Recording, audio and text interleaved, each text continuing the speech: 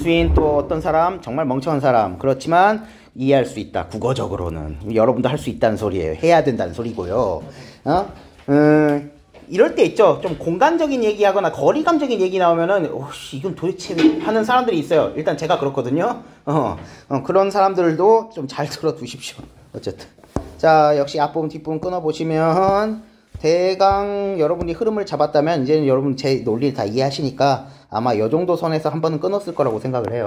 요 정도 선에서 하고 이제 슈레딩거가 얘기하는 건데 빛이 이제 빛 얘기 많이 나온다 그랬잖아. 빛이 입자성도 가지고 있지만 뭐 파동성도 가지고 있다는 얘기는 우리 이과들은 다 알 거예요. 근데 문과들은 알아주시고요. 그런 얘기를 기반으로 막 얘기하고 있는 지문이야. 근데 스펙트럼에 관련된 얘기는 엄청 많이 나올 거예요. 뒤에 가면 분광법이라 해가지고 무슨 방출 스펙트럼 뭐 흡수 스펙트럼 해가지고 분광기 이용해가지고 하는 것도 나오고 빛에 대한 얘기가 아까도 우리 지난주에도 얘기했지만 많이 나왔어요. 그래서 지문에 물리학적으로. 자, 그래서 끊어보면 여러분들이 아마 요거랑 요것도 도전을 해봤을 거라고 생각해요. 앞부분 뒷부분이 있기 때문에. 그 다음에 기억과 니은의 설명 했었을 때 기억적인 설명을 하고 뒤에 니은적인 설명을 해서 앞부분 뒷부분 대응을 좀 해봤겠죠. 그렇게 한번 걸러보셨으면 괜찮아요. 자, 그 다음에 나를 이해한 건 이건 뭐 어쩔 수 없이 뒷부분이지 뭐. 그죠? 이렇게 처리했고 뭐 문맥 문제 내가 이거 안 봤는데 어쨌든 이따 한번 봐보겠습니다. 제가 답을 따로 어려웠는지. 자, 봅시다. 수소기체의 전기방전을 일으켰어요, 여러분들. 그렇게 되면 에너지를 흡수한 수소 분자의 분자 내 결합이 깨진대요. 그래가지고 수소 분자가 원자들로 분해가 된답니다. 나는 들뜬 상태가 뭔지도 몰랐어요. 그래서 그냥 읽은 거예요. 자, 이렇게 생성된 수소 원자 내 전자가 들뜬 상태가 뭐라고 해야 되는데 뒤에 보니까 에너지가 더 높은 준위에 위치한대. 준위가 뭐니, 준위? 어떤 층이니? 에너지를 가지고 궤도 정도? 그런 거라고 생각하면 될까요? 어쨌든 어떤 층이거나 궤도 같은 거 이런 거를 그리게 되는 건데 기저 상태, 그 낮은 상태보다 높은 에너지를 갖게 되고 이후 낮은 상태로 전이하는 과정에서 특정 파장의 빛을 방출한다 라고 얘기합니다. 이게 이제 방출 스펙트럼을 얘기하는 거네요. 이러한 수소 원자의 방출 스펙트럼이라고 하는 것은, 자, 뭐 정리한 건 이런 느낌이야. 옆에 보시면 들뜬 상태가 높은 상태였으니까 낮은 상태가 되면서 이제 방출이 이루어진다. 수소 원자는.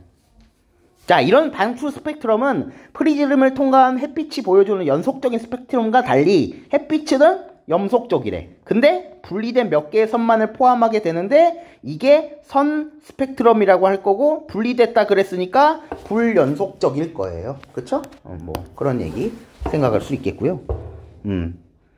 이를 선 스펙트럼이라 하겠다. 자, 선 스펙트럼의 존재는 수소 원자 내 전자 내 에너지 준이라고 하는 게 불연속적이다. 알고 똑같은 얘기지만 이제 에너지 준이라는 얘기가 나왔군요. 불연속적이고요. 특정한 값의 에너지 상태만이 허용된다는 것을 의미하게 되겠다. 뭐 정리해보면은 특정 파장의 선 스펙트럼을 갖는 것은 이유가 뭐다? 에너지 준위가 불연속적이어서 특정 값만 허용해서 뭐 이렇게 생각해 볼 수 있겠군요. 처음부터 빡셉니다.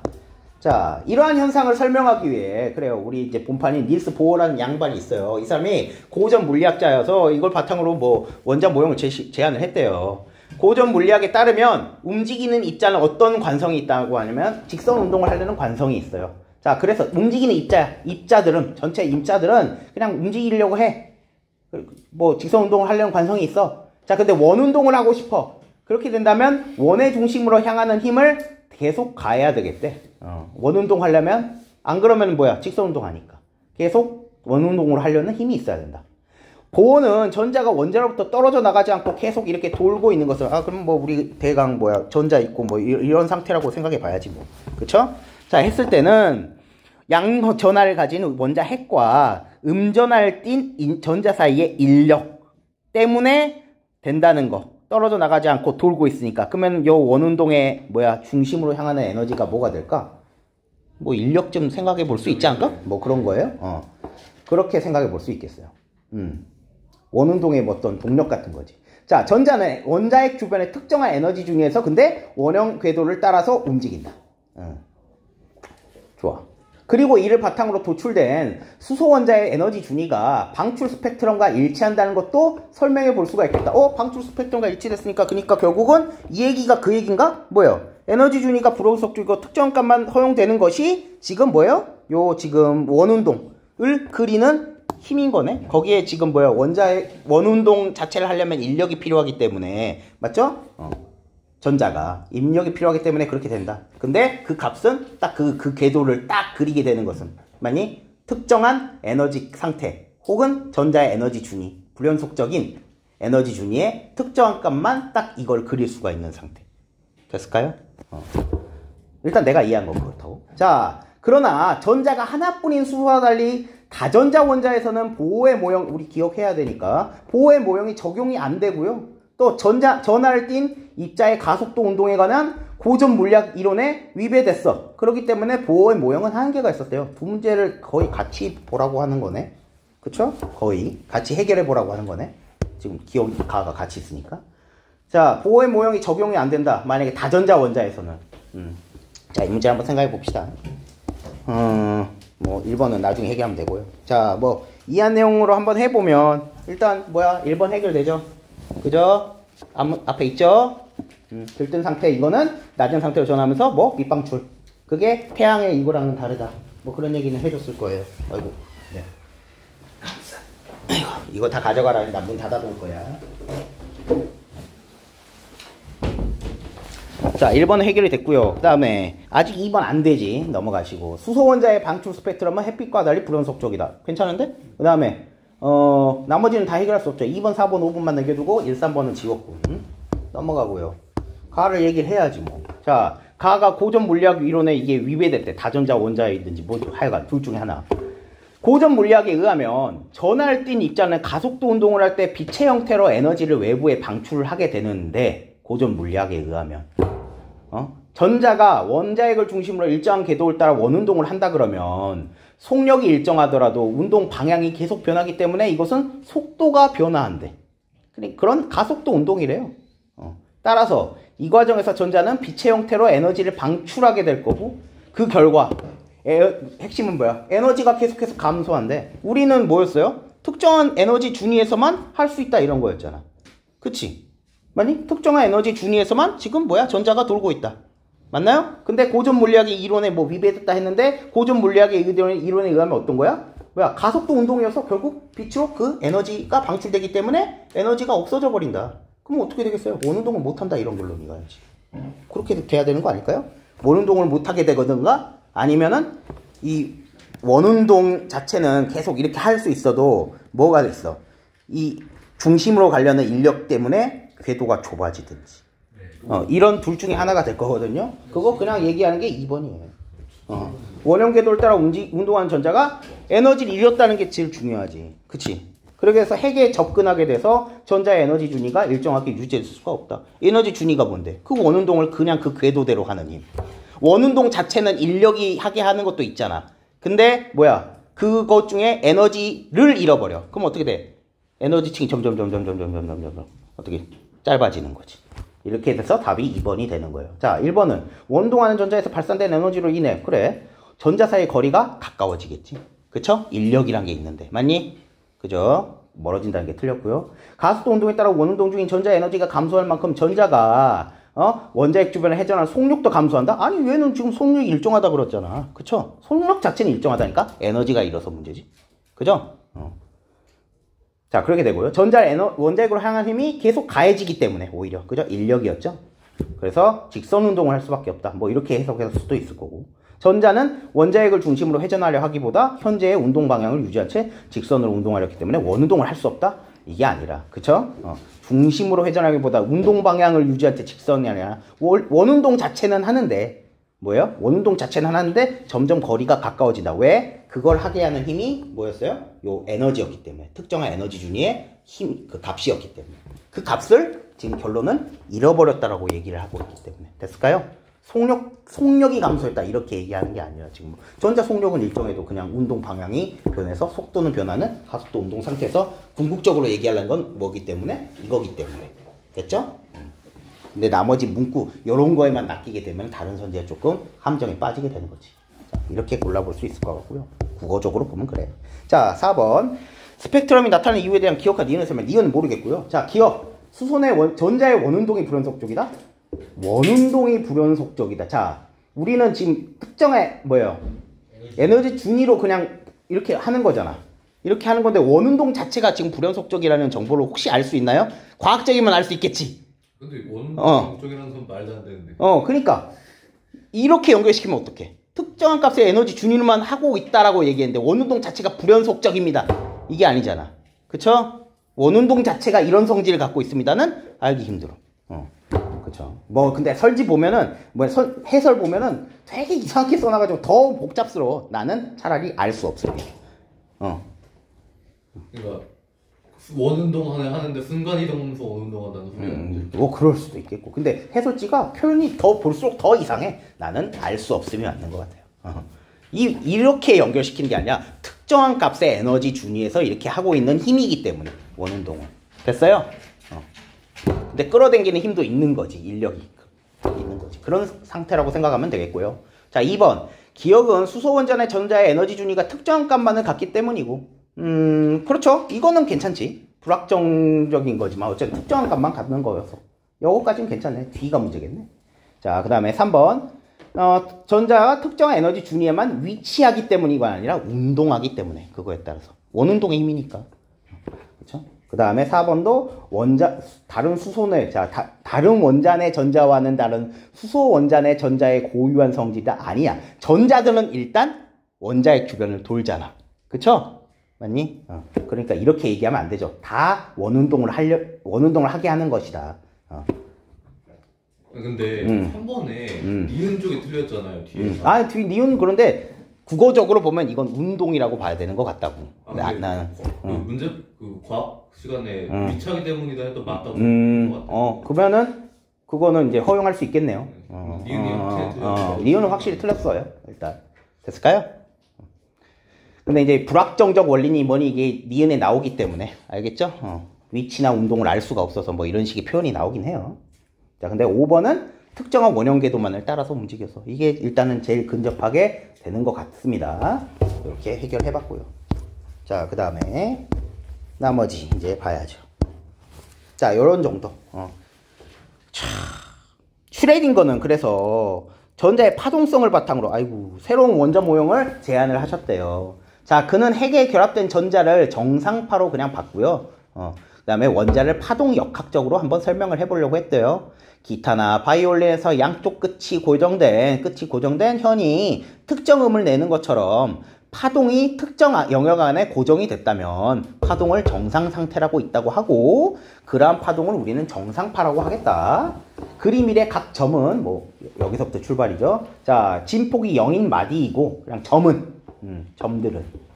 자, 그리고 양 끝에 마디가 고정되어 파동이 2분의 1 파장의 이런 정수배로만 나타난다. 이제 그림 생각을 해보면 요게 요렇게 나타나는 거면 이제 2번 나타난 거라고 해서 2분의 2 파장 이렇게 해서 1이 되는 거겠지 그쵸? 요거는 2분의 상파장 이렇게 되는 거겠죠? 2파장이 반복되는 거니까 정수배처럼. 됐을까요? 자, 즉 정상파는 허용되는 파장이 특정 파장의 정수배로 제한된다. 그 얘기네요. 따라서 전자를 정상파로 가정을 하게 되면 파장이 불연속적인 값을 갖는다. 정상파의 파장이 불연속적이라는 것을 설명할 수가 있다. 슈레딩거는 이러한 가정을 바탕으로 원자에 대한 양자 역학적 모형을 제안을 했대요. 그러면 이 모형을 아직 다 표명한 게 아니까 니은 가긴 조금 애매하긴 하네. 그래서 뒤를 다 읽어야 되긴 하는 것 같아. 3차원 공간에서 전자의 위치를 나타내는 좌표 x, y, z의 함수로 수소 원자의 파동 함수를 고려를 해보면, 자, 하이젠베르크가 나오네요. 이 사람의 불확정성 원리에 따르면 어떤 입자의 위치와 운동량을 동시에 정확히 측정하는 것은 불가능하다. 라는 전제를 삼고, 이거가 바탕이 돼서 슈레딩거의 얘기가 나오는 거겠죠? 자, 그렇기 때문에 위치 운동을 동시에 정확히 측정할 수 없다. 파동 함수를 통해서 전자의 정확한 움직임은 알 수가 없다. 정확한 움직임 파악이 아니다. 하지만 파동 함수의 제곱값은 특정한 물리적 의미를 가진다. 무슨 얘기야? 그 값은 공간의 특정 점 부근에서 발견할 확률이네. 그러니까 정확한 위치는 아니고 이게 나올 법한 확률을 계속 나타낼 수 있다는 거네. 정확한 값은 아니더라도 제곱값이 된다는 건 범위를 얘기할 수 있는 거일 테니까. 됐을까요?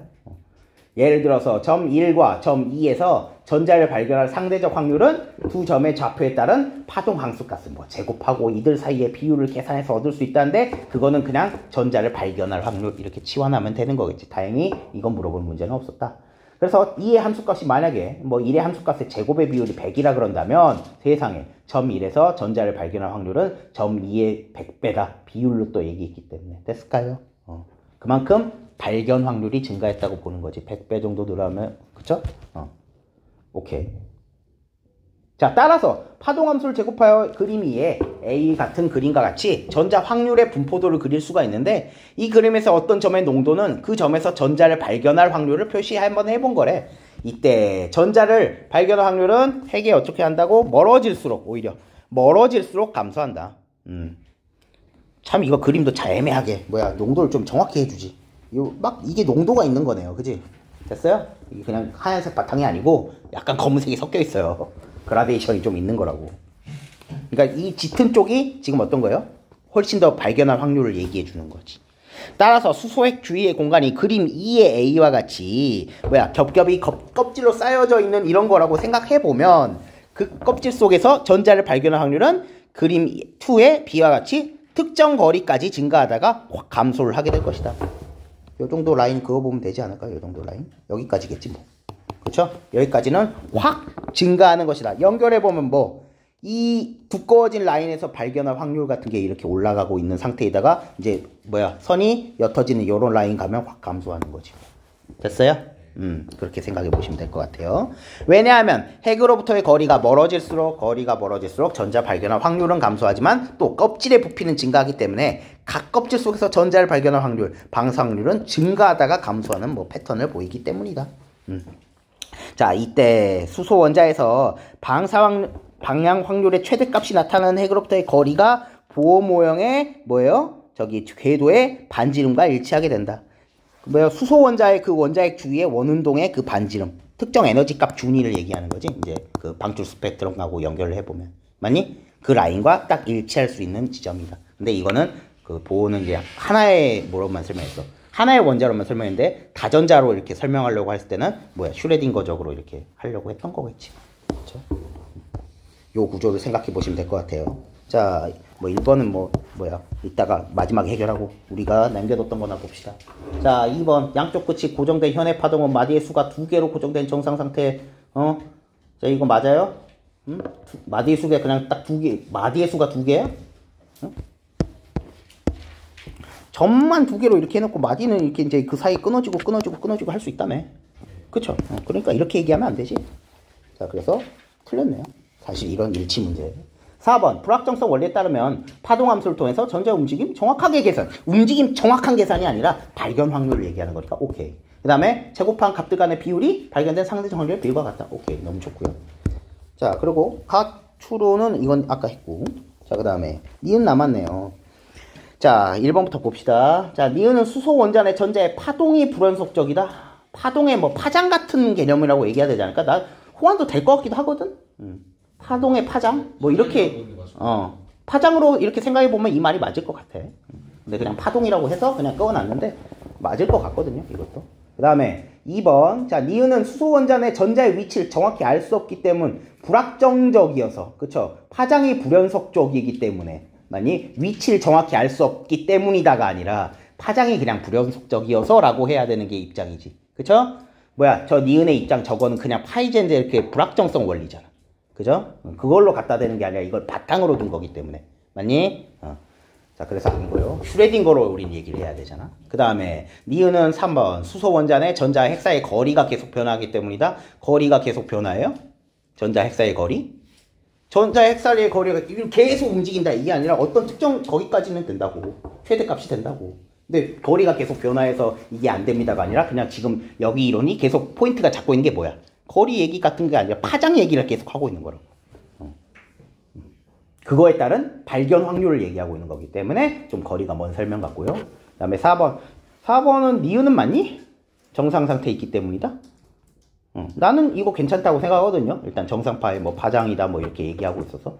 근데 4번에 기억이 조금 틀려서. 안 된 것 같고요. 5번이 제일 정답이겠네요.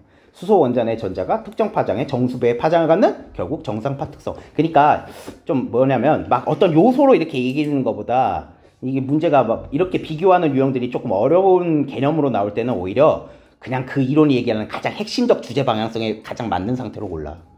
그렇게 얘기하면 답은 떨어진다고. 근데 말꼬리 잡기 시작하면 어려워진단 말이야. 맞죠? 어디 부분 호응을 하는 거고 이러기 때문에. 근데 지금 슈레딩거는 정상파 파장을 가져서 정상파 파동이 불연속적이어서 이게 포인트란 말이야. 근데 다른 거 딴지를 계속 걸잖아 지금. 메인을 안 잡고 서브적인 거 대충 맞아 보이고 이렇게 되는 요소들이 있단 말이야. 거기에 휘둘리지 말고 중심성으로 가라고. 그렇게 하면은 가장 더 깔끔하게 고르는 게 이게 현역이에요. 알겠어요? 현역은 그렇게 대응을 하는 게 맞다고요. 알겠니? 가지고 말 가지고 노는 거는 당연히 우리가 지금 입에서 보니까 하는 게 맞지만. 됐죠? 자, 나를 이해한 내용. 나를 이해한 내용. 자, 나가 뭔데? 아까 그거 방사박 영향력의 최대. 자, 1번.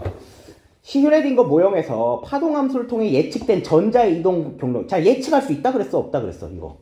이동 경로나 뭐 움직임이나 위치자 같은 건 정확히 안 된다며. 이걸 기반으로 둔 게 뭐였어? 불확정성 원리를 기반으로 둔 거기 때문에. 그죠? 이거는 얘기하면 안 되지. 그치? 이렇게 얘기하면. 그 다음에 앞에 2번. 들뜬 상태일 때 전자의 에너지 준위가 보호 모형에서 들뜬 상태일 때 전자의 에너지 준위 아니에요? 그쵸? 여기에서 낮아져야 되는 거니까. 맞지? 그러면서 방출 스택들은 나타내는 거 아니야? 보호 모형의 기저 상태가 아니네요. 왜? 들뜬 상태에서 그게 높기 때문에 낮아지기 때문에 특정 빛을 방출하는 거고 그게 방출 스펙트럼이었잖아. 자, 그러니까 기저 상태가 안 되고요. 3번. 자, 3번이 좀 애매하죠. 3번, 4번 중에 여러분이 많이 헤맸을 거라 생각하는데 슈레딩거 모형에서 전자를 발견할 확률이 최대가 되는 임의의 점과 원자의 사이의 거리가 보호 모형에서 전자의 궤도 반지가 일치한다. 이거랑 자 4번 볼게요. 슈레딩거 모형에서 방사박 확률이 최대일 때 에너지 준위가 또 보호 모형에서 원형 궤도를 따라 움직이는 전자의 에너지 준위 부분과 일치한다. 어느 쪽이 훨씬 더 주제 방향성이 맞아? 4번이 맞아. 맞잖아. 지금 왜? 보호 모형에서 얘기하는 게 준위란 말이야. 준위. 그지? 특정 에너지 준위에서 원운동한다. 그죠? 그거를 얘기하고 있는 거가 제일 주제 방향성에 맞다고 일단. 근데 3번은 이거 해설 보고 선생님들이 다 이렇게 고민을 해보고 하는데 왜 안 되냐 생각을 해보면 이렇게만 얘기하면 다전자 모형 설명할 수가 없어. 다원자 모형을 설명하기가 힘들게 왜 그랬대요? 자, 다전자 모형이면 뭐 얘가 특정에 이렇게만 하는 게 아니라 들뜬 것도 막 할 수 있잖아. 근데 궤도 반지름은 보호가 얘기하는 거는 딱 수소 원자 이 부분이야. 그죠? 다른 전자들은 이렇게도 나올 수 있고 뭐 이렇게도 그릴 수도 있고 그래. 근데 그냥 궤도 반지름이라고 하면 되겠어 안 되겠어? 안 되겠다는 게 결론.